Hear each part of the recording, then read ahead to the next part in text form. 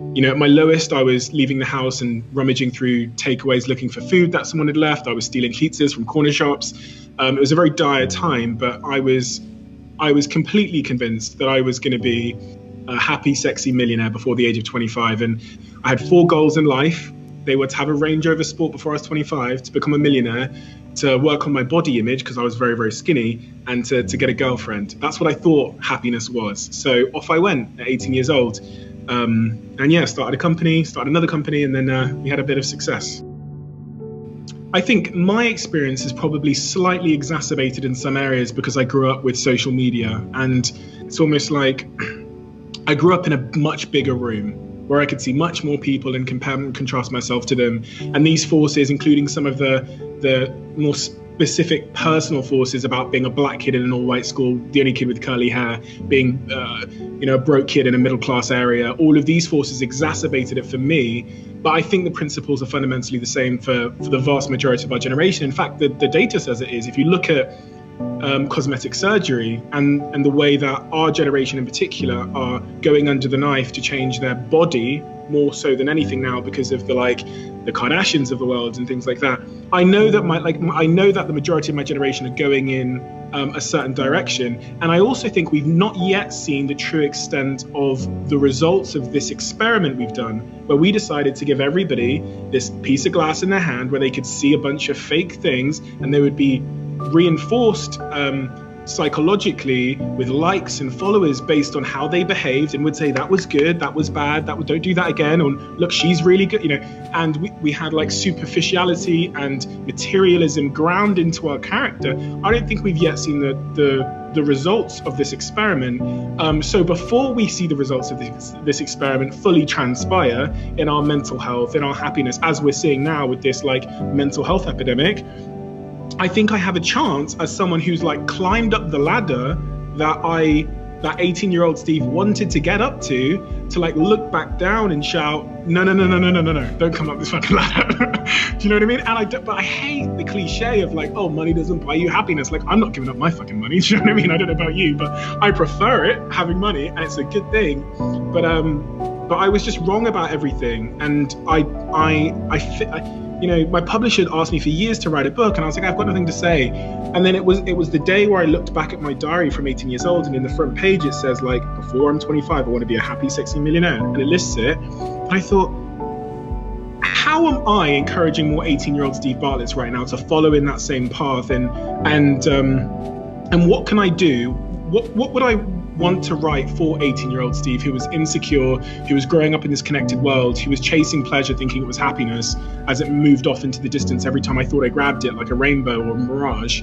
And that was it. I thought, I have a chance for my generation to write a bit of an intervention, and hopefully, and I'm not even sure if it's possible, if I'm honest with you, to get them to realize something about the true nature of fulfillment, about love and about success, without them having to make the same mistakes that I did. Because I've got a friend, and I've got many friends who have become wildly successful and still haven't figured it out. So, and then some people will spend their whole lives chasing it, the thing that I managed to get, never get it, but get all of the adverse consequences of the chase, which is shitty mental health, isolation, loneliness, depression, anxiety. And so this was my intervention, and that's what it says across the back of the book. It says, this is my intervention for a generation that I think have more information than ever before, but are seemingly less informed. And if you look at where I came from in Africa, the village in Africa where I was born, and the standard of living there, then you take that same baby and you move him to a better environment where he has this house and he has, public education and he has these things, and he's miserable only because the context changed. Much of how we deem the value of something is based on the context we see it in. And it's like when you go to a restaurant, they've done these studies and they show that if there's 3 steaks on the menu, an expensive one, a medium price one, and a cheap one, people go for the middle one. Or the same with I talk about my Nokia phone. I used to have this big Nokia phone when I was younger. It was amazing until you put it in a world full of iPhones, and then suddenly you feel inferior. And it was really the contrast of, seeing my neighbors that had nicer gardens and nicer houses and they had Christmas presents that was making me miserable. And I've tried it as I've gotten older to really free myself from allowing contrast and comparison to be, to allow me to determine my intrinsic value. And this was one of the real ultimate revelations. I'd gone through life believing this like societal lie that we are intrinsically valued. Like Steven Bartlett's value changes based on what the people around me are wearing, or how they look, or how nice their hair is, as if my intrinsic value, like there's a number and it goes up and down. And that lie was ultimately causing me a lot of my misery. So there was a day when I was 24 where someone came along and offered me, I think it was 40 million to buy my company. And 18-year-old insecure Steve Bartlett showed up that day in my head, and he was like, let's get that Lamborghini, right? And I went home that day and I'm sat in a small dark room, and I go on Auto Trader, which is the site where you buy cars, and I go on Rightmove at the same time. And I'm looking at this amazing car, this amazing house.